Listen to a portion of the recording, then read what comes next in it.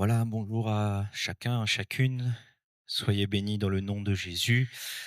Si vous êtes de passage, de visite, soyez bénis. Vous qui êtes sur les réseaux, comme cela a été rappelé ce matin, soyez bénis dans le nom de Jésus ce matin encore. Et nous croyons que le Seigneur nous a déjà bénis au travers de ses dons, au travers de ces cantiques par lesquels nous avons pu nous exprimer. Et peut-être depuis le 1er août où je suis sur cette région de Saint-Pierre et particulièrement de Terre Sainte. C'est la première fois que je suis là avec vous, avec, ma famille, avec, les enfants, mon épouse, pour partager un culte avec vous. Pour ceux avec qui on a pu déjà partager donc, des réunions d'évangélisation ou de jeûne et de prière. Voilà, nous sommes contents d'être là, nous sommes contents de partager ces instants avec vous, de partager aussi et de continuer notre ministère sur cette région de Saint-Pierre avec les frères, le pasteur Clément, Rupi ainsi que le frère Nicolas Ouaro, et de servir le Seigneur dans cette belle région du Sud. Voilà. Content d'être là, content de partager la bonne parole de Dieu. Et c'est vrai que nous l'avons entendu ce matin, Dieu nous aime. Est-ce que tu peux dire à ton voisin, à ta voisine, Dieu t'aime? Dites-le. Alléluia. C'est une vérité. Dieu nous aime. En nous donnant Jésus, le Seigneur et Jésus allant jusqu'au bout, allant jusqu'à la croix, son amour, l'amour de Dieu a été démontré envers nous. Amen. Mais si l'amour de Dieu est inconditionnel, parce que quel que soit notre état, Dieu aime, parce que la Bible dit, car Dieu a tant aimé le monde. Et dans le monde, il y a toutes choses, on est d'accord. Il y a toutes sortes de vies, bonnes, mauvaises, ceux qui appartiennent à Dieu, ceux qui n'appartiennent pas à Dieu. Car Dieu a tant aimé le monde. L'amour de Dieu est inconditionnel. Mais mes frères et sœurs, et ce matin, c'est aussi le but de ce message, parce que le titre de ce message, c'est «L'Éternel est avec vous quand vous êtes avec lui». Si l'amour de Dieu est inconditionnel, il est important pour nous de réaliser que le pardon de Dieu passe par la repentance. La justice de Dieu, le fait d'être appelé juste, passe par la foi en Jésus. Amen. Et il est important pour nous de considérer que même si Dieu nous aime, et comme quelqu'un le disait, Dieu nous aime tel que nous sommes, mais il nous aime tellement qu'il ne veut pas que nous restions comme nous sommes. Vous comprenez? Dieu veut nous changer, Dieu veut nous transformer. Et c'est vrai qu'au travers de l'histoire de ce roi que nous allons voir ce matin, effectivement, nous pouvons voir que, et la Bible dit ceci, que toutes ces choses ont été écrites pour notre instruction. Et dans la vie de ce roi que nous allons voir, il y a eu de bonnes choses, mais il y en a eu aussi de mauvaises. Et des fois, on peut bien commencer la course, comme je le disais dimanche dernier à Terre Sainte, on peut bien commencer la course et des fois ne pas la terminer, ou mal la terminer, ne pas franchir la ligne. Mais je crois que le but de Dieu, s'il nous a appelés, c'est que nous soyons avec lui dans le ciel. S'il nous a appelés, ce n'est pas pour simplement une espérance d'ici-bas, terre à terre, éphémère. Dieu nous a appelés pour le ciel. Alléluia. Et ce matin, c'est ce qui fait notre joie. Nous sommes appelés à vivre la gloire de Dieu dès à présent, mais aussi à voir cette gloire et voir Jésus un jour face à face. Et bien sûr, pour cela, il nous faut vivre selon la volonté de Dieu, entendre la voix de Dieu, obéir à ce que Dieu nous demande. Et voilà ce qui est écrit, et nous allons lire dans 2 Chroniques, chapitre 15, verset 1er. 2 Chroniques, chapitre 15, verset 1er. Parce que Dieu veut que nous puissions pleinement lui obéir, marcher dans ses voies. Et voilà ce qui est écrit donc dans ce livre, ce second livre de Chroniques au chapitre 15. L'Esprit de Dieu fut sur Azaria, fils d'Obed. Et Azaria alla au-devant d'Asa et lui dit, écoutez-moi Asa et tout Juda et Benjamin, l'Éternel est avec vous quand vous êtes avec lui. Si vous le cherchez, vous le trouverez. Mais si vous l'abandonnez, il vous abandonnera. Pendant longtemps, il n'y a eu pour Israël ni vrai Dieu, ni sacrificateur qui enseignât ni loi. Mais au sein de leur détresse, ils sont retournés à l'Éternel, le Dieu d'Israël. Ils l'ont cherché et ils l'ont trouvé. Dans ces temps-là, point de sécurité pour ceux qui allaient et venaient, car il y avait de grands troubles parmi tous les habitants du pays. On se heurtait, peuple contre peuple, ville contre ville, parce que Dieu les agitait par toutes sortes d'angoisses. Vous donc, fortifiez-vous et ne laissez pas vos mains s'affaiblir, car il y aura un salaire pour vos œuvres. Amen. Gloire à Dieu. Le titre de ce message peut nous interpeller, comme je le disais. L'Éternel est avec vous quand vous êtes avec lui. L'Éternel est avec nous quand nous sommes avec lui. Cela peut nous étonner, nous intriguer parce que nous l'avons entendu. Dieu est amour. Et comment cela se fait-il que des fois, Dieu ne peut plus être avec nous? Eh bien, je voudrais, au travers de la vie d'Asa, vous montrer que le problème ne vient jamais de Dieu. Le problème ne vient jamais de Dieu. Le souci ne vient jamais de Dieu. Si Dieu, à un moment donné, n'est plus avec nous, ce n'est pas de la faute de Dieu. C'est parce que nous nous sommes éloignés. Nous avons été infidèles. Parce que Dieu, lui, sa nature même est fidèle. Son nom est fidèle. La Bible nous dit ceci, cette parole est certaine, dira Paul à Timothée, si nous sommes morts avec lui, nous vivrons aussi avec lui. Si nous persévérons, nous régnerons aussi avec lui. Si nous le renions, lui aussi nous reniera. Si nous sommes infidèles, la version parole vivante dit ceci, si manquant à notre foi, nous devenons infidèles, lui, Jésus, il demeure fidèle, car il ne peut se renier lui-même. Le problème ne vient jamais de Dieu. Le problème vient de moi, de mon cœur, de l'état de mon cœur, de comment je mène ma vie, de comment je désire plaire à mon Dieu. Et mes frères et sœurs, ce que Dieu attend de nous, c'est une vie conforme à sa volonté. Ce que Dieu attend de nous, c'est une vie qui le glorifie.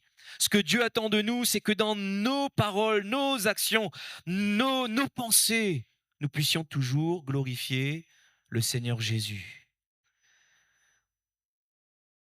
Ici, le verbe renier, en grec, il y a là cette signification de renoncer, de refuser une chose qui nous est offerte. Et quand je regarde à ce verset de Timothée, je me dis que Dieu n'a pas renoncé à toi. Amen. Il ne peut se renier lui-même. Dieu est fidèle. Dieu n'a pas renoncé à sauver l'humanité. Dieu n'a pas renoncé à nous. Le problème vient de nous lorsque nous refusons ce qui nous est offert. Jésus nous a été offert. Lorsque nous refusons pleinement de faire la volonté de notre Dieu et quelque part nous nous égarons, Dieu est fidèle. Il ne peut renoncer à ce qu'il est. Il ne peut renoncer à sa propre nature. Nous avons un Dieu qui est saint. Nous avons un Dieu qui est juste. Nous avons un Dieu qui est le Dieu de justice. Il est le Dieu qui donc nous amène dans une vie de sanctification. Vous serez saints car je suis saint. Un Dieu qui veut, bien sûr, que nous puissions vivre pleinement ces bénédictions, mais ces choses, nous pouvons les vivre que si nous sommes dans la volonté de Dieu. L'Éternel est avec vous quand vous êtes avec lui. Ça doit nous interpeller. Comme Dieu dira à Abraham, maintenant arrête, marche devant ma face et sois intègre, marche dans mes voies. Aujourd'hui, Je le dis comme cela et sans vouloir choquer qui que ce soit. Dans le milieu évangélique, des fois, on voudrait même se créer un Dieu à notre image. On voudrait un Dieu qui nous bénit, mais si Dieu met le poing et le doigt sur nos péchés, nos manquements, on voudrait ne pas entendre. On voudrait un Dieu qui puisse agir, mais nous ne voulons pas entendre ce qui a besoin d'être changé en nous, d'être transformé, que nous puissions vivre selon la volonté de Dieu. Et la Bible dit ceci: non, la main de l'Éternel n'est pas trop courte, mais ce sont nos crimes, nos péchés qui l'empêchent de nous entendre et qui l'empêchent d'agir. Et des fois, c'est comme cela. Des fois, nous disons, mais Seigneur, mais pourquoi? C'est simplement que tu as besoin de mettre de l'ordre dans ta vie pour mener une vie de sanctification. Dans ce thème, toujours dans 2 Chroniques, c'est ce que plus tard, parce que Asa va mal agir par la suite, il va faire quelque chose qui ne va pas plaire à Dieu. Mais le prophète qui va venir, Anani, va lui dire dans 2 Chroniques 16, verset 9, l'Éternel étend ses regards sur toute la terre pour soutenir ceux dont le cœur est tout entier à lui. Amen.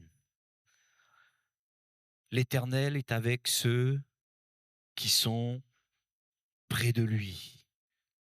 Il est avec vous quand vous êtes avec lui. Il étend ses regards pour soutenir ceux dont le cœur est tout entier à lui. Et la vie d'Asa nous enseigne, lorsque nous faisons comme Dieu veut, Dieu est avec nous. C'est vrai que nous le disons, si Dieu est avec nous, qui sera contre nous? Lorsqu'on est en Jésus, nous pouvons être confiants. Malgré les difficultés, c'est ce que nous allons voir. Malgré lorsque l'ennemi se lève contre nous, nous pouvons être confiants lorsque nous sommes dans la volonté de Dieu. Un homme de Dieu disait ceci: pour moi, la meilleure des choses que je veux, vaut mieux pour moi vivre et même jusqu'à mourir dans la volonté de Dieu que de vivre en dehors de cette volonté. Et mes frères et sœurs, des fois peut-être c'est difficile, mais vaut mieux être dans la volonté de Dieu qu'en dehors de celle-ci et de dire que tout va bien. La Bible nous rappelle que nous ne pouvons servir 2 maîtres et il nous faudra faire un choix.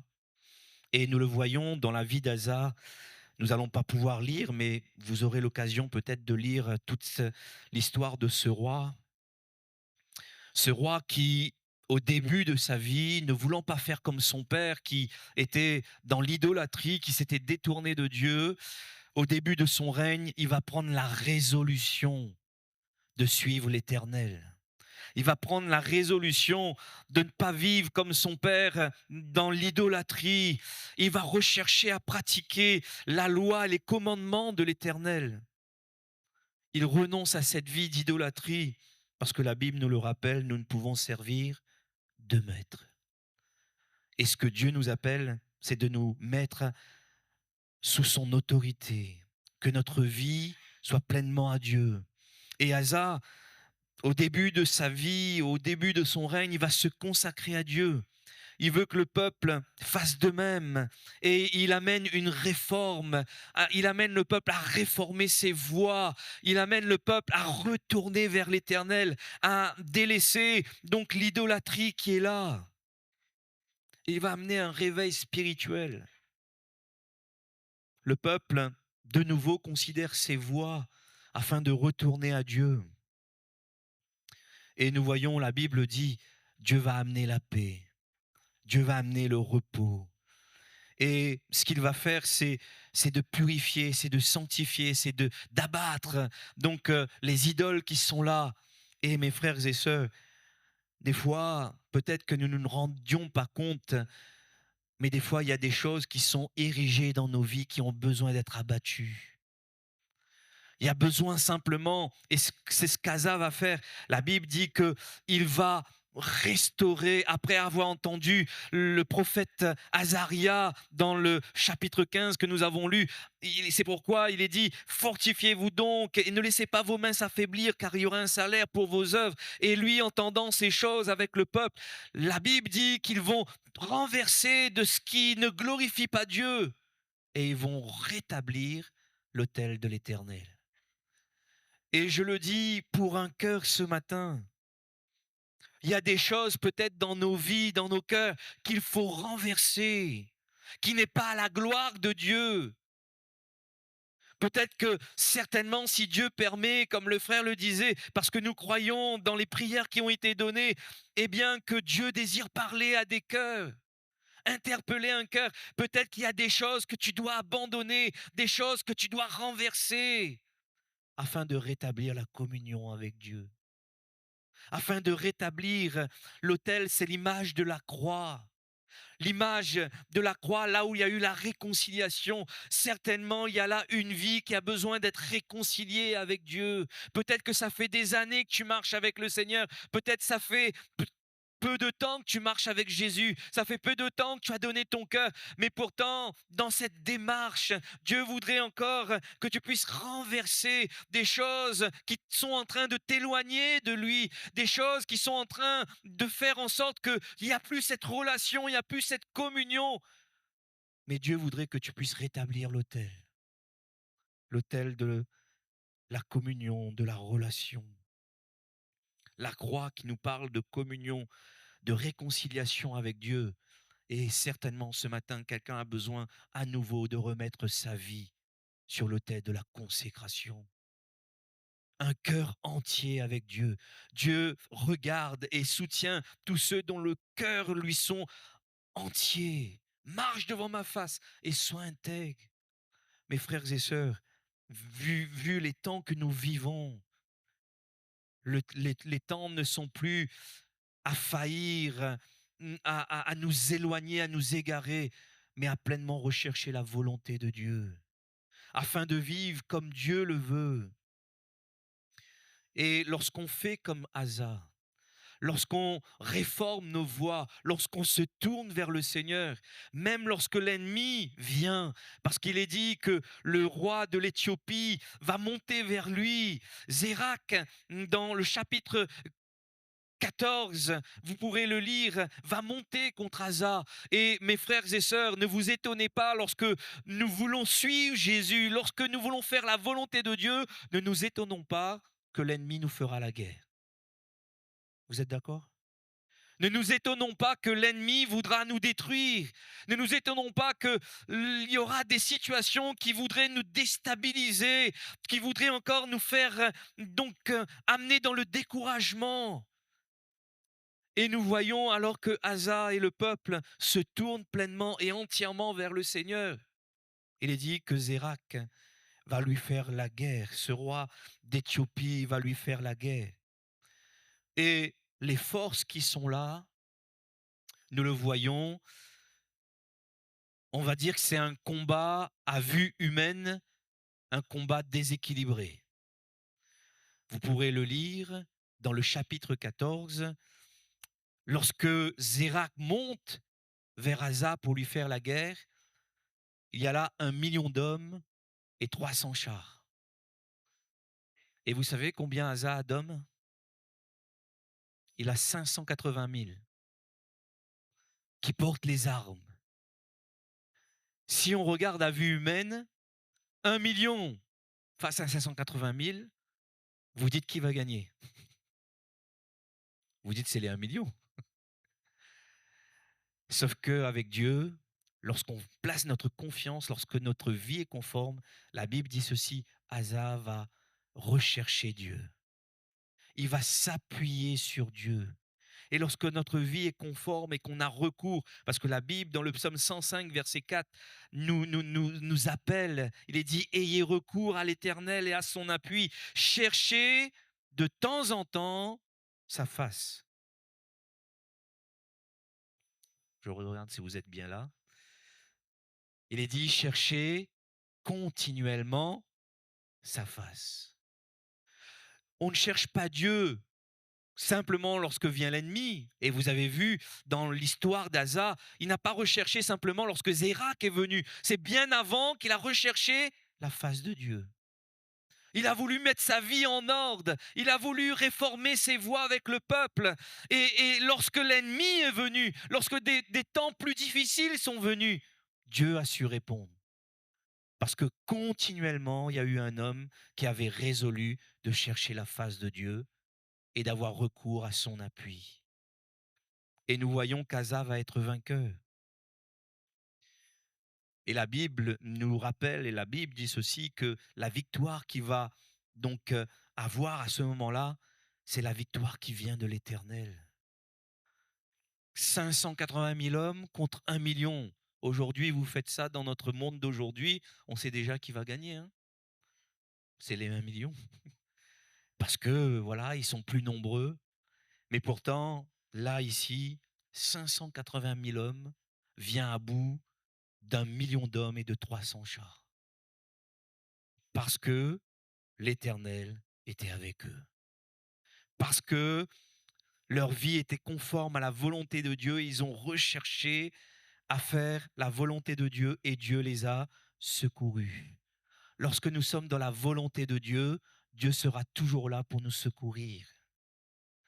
Et mes frères et sœurs, c'est pourquoi je le disais, et c'est pourquoi Azaria va rappeler, l'Éternel est avec vous quand vous êtes avec lui. Parce que des fois, peut-être nous crions et nous disons, Seigneur, pourquoi? Et je ne dis pas que c'est tout le temps comme cela, mais des fois, on a besoin simplement de rentrer en nous-mêmes, voir ce qui a besoin d'être réformé, voir ce qui a besoin d'être changé, transformé, afin que la main de Dieu puisse nous secourir. Et des fois, il faut passer par la repentance. Il faut s'humilier, reconnaître nos erreurs, reconnaître nos manquements et de dire, Seigneur, sauve. Seigneur, agis. Seigneur, délivre. Et Azaria le dira.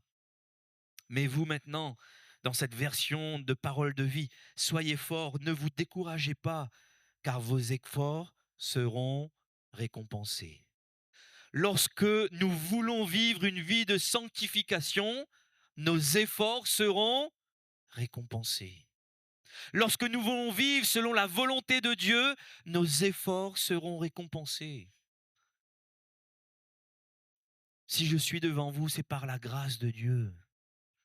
Si nous sommes là, présents, c'est parce qu'un jour, Jésus a donné sa vie. Oui, il nous a aimés. Mais nous sommes, comme cela a été rappelé ce matin dans cette prière, nous sommes tombés au pied de la croix. Et nous avons demandé pardon afin que Dieu nous sauve, nous pardonne, nous relève. Et mes frères et sœurs, lorsque nous voulons vivre dans la volonté de Dieu, lorsque nous voulons pleinement faire sa volonté, eh bien nos efforts seront récompensés.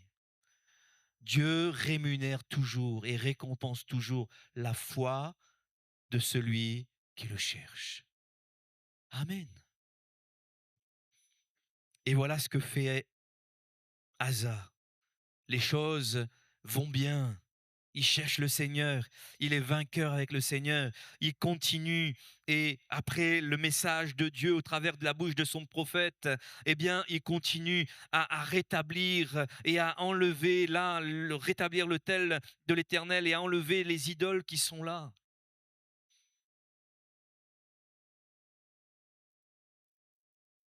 Il sépare et des fois, il nous faut séparer, comme dit la Bible, ce qui est vil de ce qui est précieux, afin d'être des instruments utiles dans la main de Dieu. Et mes frères et sœurs, si nous sommes là, c'est que, je le crois, notre désir, c'est de glorifier Jésus. C'est que par nos vies, notre bouche, nos actions, nos pensées, que notre vie glorifie celui qui nous a sauvés, celui qui nous a aimés.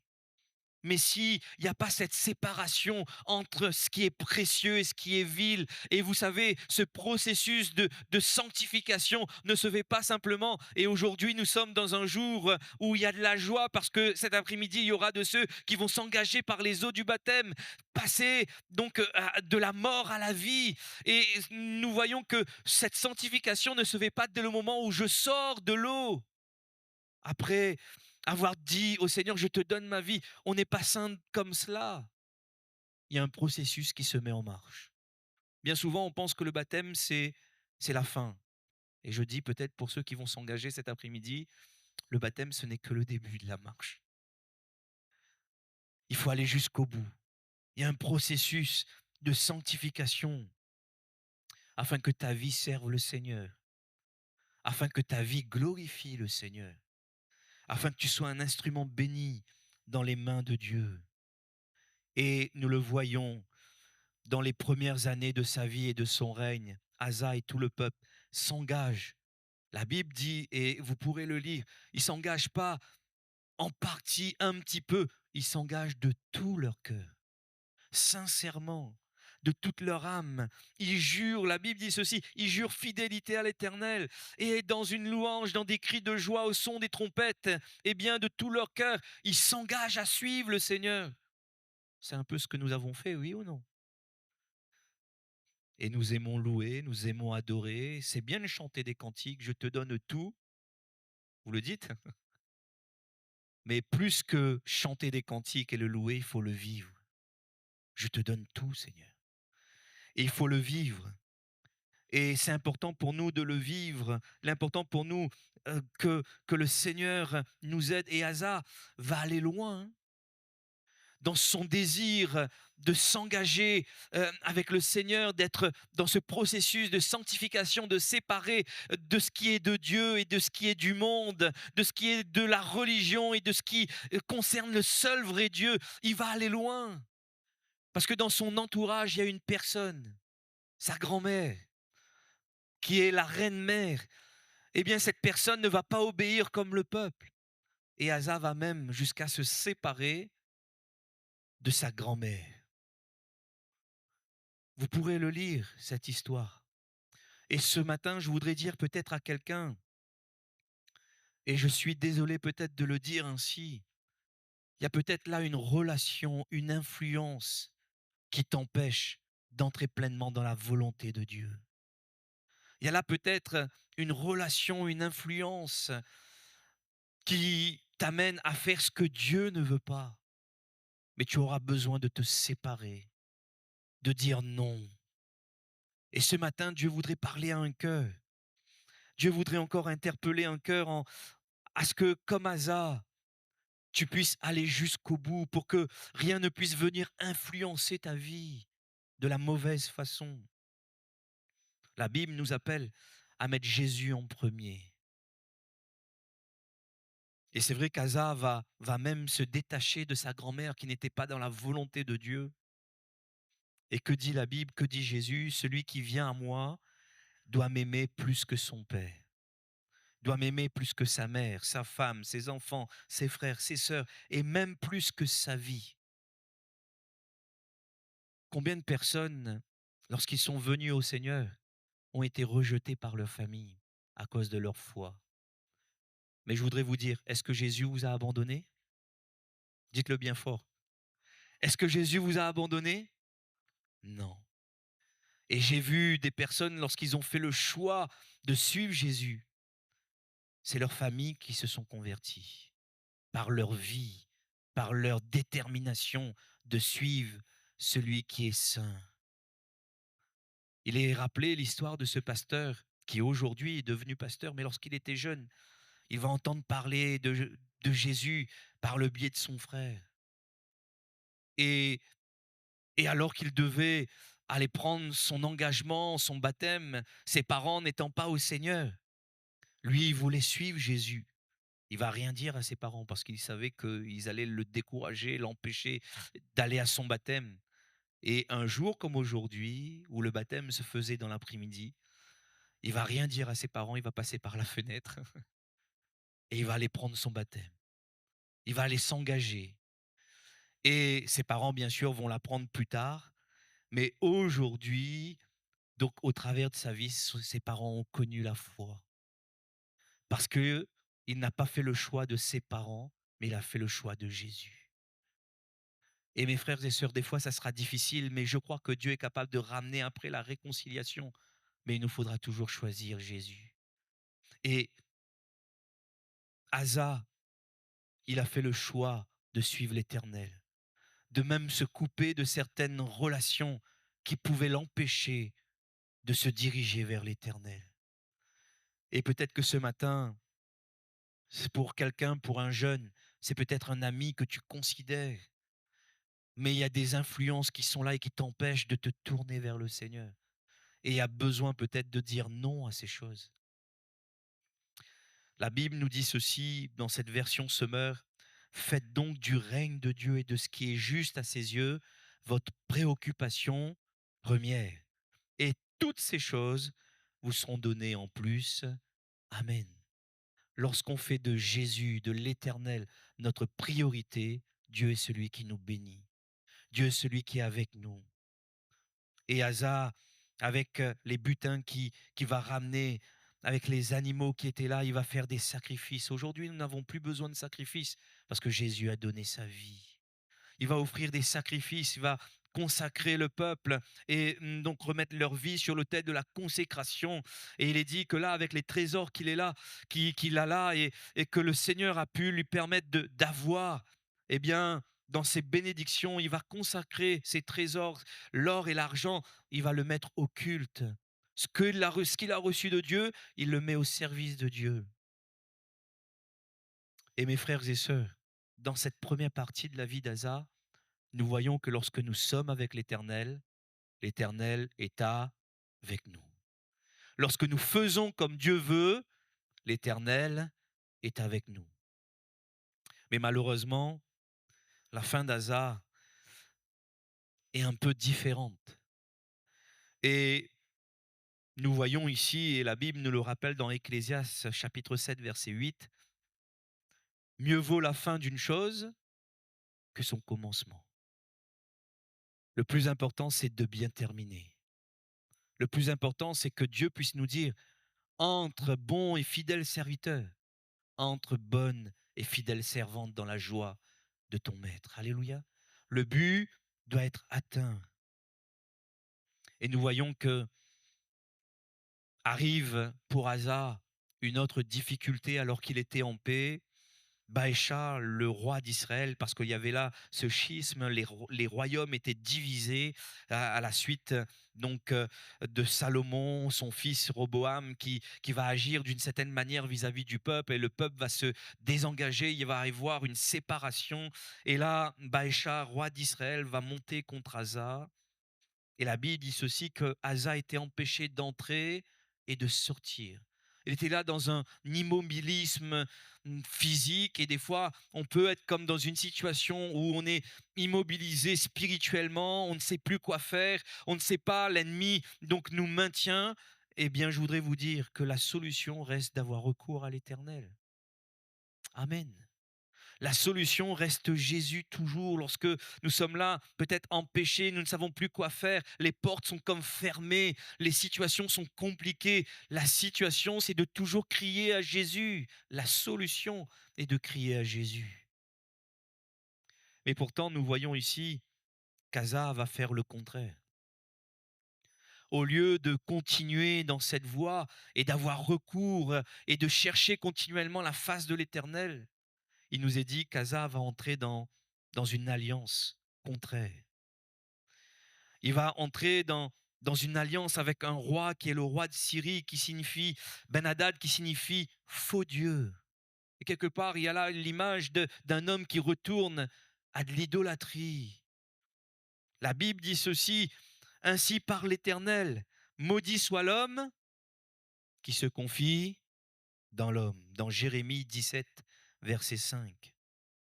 Maudit soit l'homme qui se confie dans l'homme, qui prend la chair pour son appui et qui détourne son cœur de l'Éternel. Il est comme un misérable dans le désert.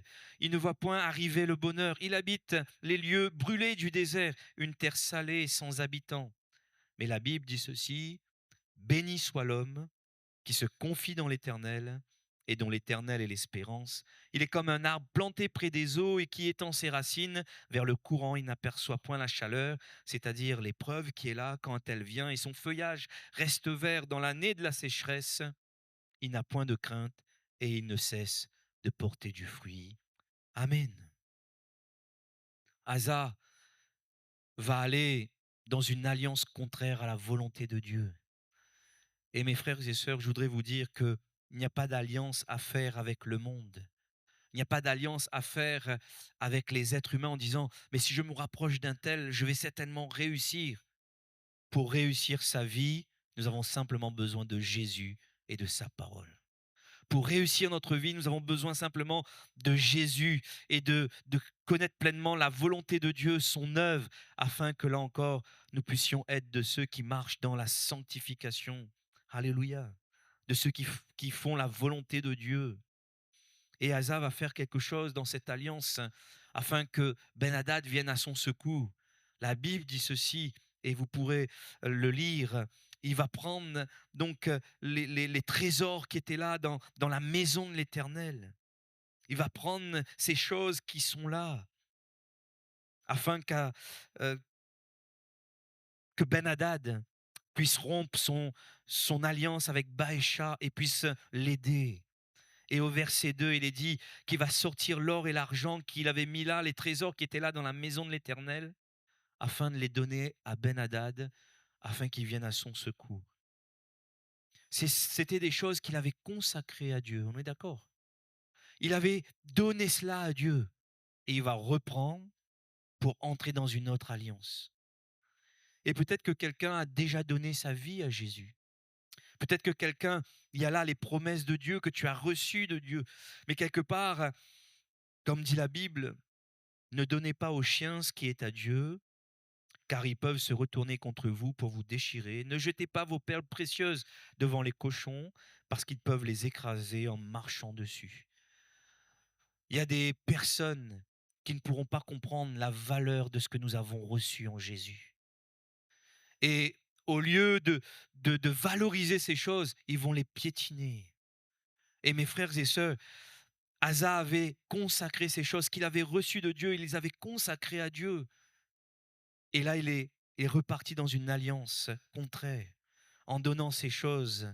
Mais ce que Dieu nous a donné, faisons attention de les donner aux chiens. Ce que Dieu nous a donné de précieux, faisons attention que cela soit piétiné en abandonnant le Seigneur. Ce que nous avons reçu, nous l'avons reçu. Alléluia. Et alors qu'il avait consacré dans un premier temps ces choses au Seigneur, il va le donner à une personne qui a le mépris de la parole de Dieu et de Dieu lui-même. Attention à qui nous donnons notre confiance, notre vie, les bénédictions de Dieu, les promesses de Dieu confiées à l'ennemi de nos âmes qui ne veut là que notre destruction. Et c'est vrai que lorsque nous regardons au chapitre 16, la stratégie d'Asa va réussir. Quelqu'un dira, mais Baécha est parti. Dans cette alliance qu'il a contractée, eh bien, il y a eu du succès. Vous savez, vous pourrez avoir du succès, mais ça ne veut pas dire que Dieu est avec vous. Et c'est pourquoi, vraiment, je voudrais que cela reste sur nos cœurs. L'Éternel est avec nous quand nous sommes avec lui. Et des fois, on peut avoir de la réussite dans nos entreprises. Des fois, on peut avoir de la réussite dans ce que nous faisons. Et peut-être nous fomentons des stratégies en disant je vais faire comme cela et certainement je vais réussir et certainement tu réussis. Asa a réussi, Baécha est parti. Il a retrouvé une paix, mais ce n'était pas dans le plan de Dieu. Ce n'était pas dans la volonté de Dieu. Ce n'était pas dans la stratégie de Dieu. Ce n'était pas comme Dieu le voulait. Et peut-être que des fois, vous allez avoir des succès. Mais la question que nous devons nous poser, c'est est-ce que c'est la volonté de Dieu? Des fois, peut-être, nous allons réussir. Mais la question que nous devons nous poser, c'est est-ce que c'est Dieu qui a tout dirigé? Est-ce que c'est Dieu qui a tout conduit? Et nous voyons que lorsque Dieu va reprendre, au travers d'Anani, il va reprendre Asa et il va dire, parce que tu t'es appuyé sur le roi de Syrie et que tu ne t'es pas appuyé sur l'Éternel, ton Dieu, l'armée du roi de Syrie s'est échappée de tes mains. Et Dieu va rappeler, quand tu avais besoin de moi face à Zérak, ne t'ai-je pas secouru? N'ai-je pas agi? Et cependant, cette multitude qui était là, le Seigneur les a livrés entre tes mains parce que tu t'es appuyé sur l'Éternel. Et Dieu rappelle cela. Et Asa, ne voulant pas entendre ces choses parce que des fois on s'endurcit, on veut faire les choses à notre manière. Et peut-être qu'il y a eu, comme je le disais, peut-être de la réussite parce qu'il va avoir de la réussite à ce moment-là. Mais le plus important, même s'il y a peut-être de la réussite, le plus important, c'est de nous poser la question, est-ce que Dieu est avec moi dans cette affaire? Est-ce que Dieu est celui qui m'a dirigé? Et nous voyons que cette alliance ne va rien amener à Asa de bon. La seule alliance qu'il aurait dû garder, c'est cette alliance qu'il avait avec l'Éternel. Lorsqu'il y a eu les sacrifices, lorsqu'il y a eu les louanges, lorsqu'il y a eu l'autel de l'Éternel qui a été restauré. Et nous, aujourd'hui, frères et sœurs, la Bible nous dit ceci dans Hébreux chapitre 7, verset 22, que Jésus est le garant d'une alliance plus excellente. Et comme je le disais bien souvent, le problème ne vient pas de Dieu. Écoutez-moi bien, le problème ne vient pas de Dieu. Lorsque Dieu n'est pas avec nous, le problème ne vient pas de lui. Parce que Jésus est le garant de cette alliance. Il l'a payé par son sang, par sa vie, et il l'a marqué en disant, tout est accompli. Tout est payé. Et lorsque le Seigneur n'est pas avec nous, ce n'est pas de la faute de Dieu, de Jésus, c'est de notre faute. Parce que cette alliance n'est plus faillible. Parce que cette alliance, elle a été contractée entre le Père et le Fils. Et c'est en Jésus que nous pouvons entrer dans cette alliance. Amen. Et il est dit que Jésus a obtenu un ministère d'autant supérieur qu'il est le médiateur d'une alliance plus excellente qui a été établie sur de meilleures promesses, parce que le sang de Jésus nous purifie de tout péché. La vie de Jésus à la croix, son sacrifice parfait, nous fait pleinement profiter des bénédictions de Dieu et de la présence de Dieu. Alléluia. Si les musiciens veulent s'approcher et ils vont commencer à jouer ce cantique couronné, revêtu de majesté, Jésus, merveilleux nom. Alléluia. Le nom de Jésus. Et nous voyons, frères et sœurs, dans ce que nous voyons ici, dans sa chute, dans son endurcissement, dans sa non-repentance, Dieu ne pouvait plus être avec Asa. Et je crois ce matin que Dieu ne veut pas que nous puissions nous endurcir comme Asa, où il s'est endurci son cœur. Nous ne voulons pas entendre le fait que Dieu puisse le reprendre. Et vous savez, des fois, Dieu veut nous reprendre. Parce qu'il y a là peut-être des choses à enlever. Il y a là peut-être certainement l'autel de la communion à rétablir dans notre vie, afin que Dieu soit avec nous. Il y a là peut-être ce besoin de dire, Seigneur, je veux faire ta volonté. Je veux te plaire. Seigneur, je veux que tu sois avec moi. Et pour cela, je veux faire ce qu'il faut pour que l'Éternel soit avec moi. Amen. L'amour de Dieu est inconditionnel, mais sa justice, sa sainteté, Dieu ne peut pas se compromettre. Si ma vie n'est pas conforme à la volonté de Dieu, Dieu ne peut pas être avec moi. Mais dès le moment où je fais sa volonté, l'Éternel est avec nous. Jésus est avec nous. Dieu est avec nous quand nous sommes avec lui. Recherchez la paix avec tous, dit la parole de Dieu, et la sanctification sans laquelle personne ne pourra voir le Seigneur. Et cette version, il y dit ceci, faites tous vos efforts pour être en paix et avec tout le monde, et cultivez la sainteté sans laquelle nul ne verra le Seigneur. Nous avons une vie de sanctification à cultiver. Nous avons une relation avec Dieu à cultiver, à prendre soin.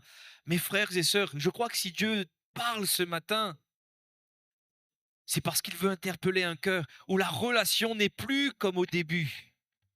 La relation n'est plus comme lorsque tu as dit, Seigneur, je te donne tout, je te donne ma vie. Et ce matin, Dieu voudrait interpeller ton cœur afin que tu ne t'endurcisses pas comme Asa qui s'est éloigné à un moment donné, mais que tu puisses faire comme Asa au tout début. Il a réformé, il a fait la volonté de Dieu. Dieu est avec nous quand nous sommes avec lui. Et c'est ce que Dieu veut dire à un cœur ce matin. Tu as besoin de cultiver cette relation, cette communion, de prendre soin de cette relation et de cette communion afin de rester dans la volonté de Dieu. Parce que ce n'est que comme cela que Dieu sera avec nous. Dieu ne peut pas être avec nous si je suis en dehors de sa volonté. Il est avec nous quand je suis dans sa volonté.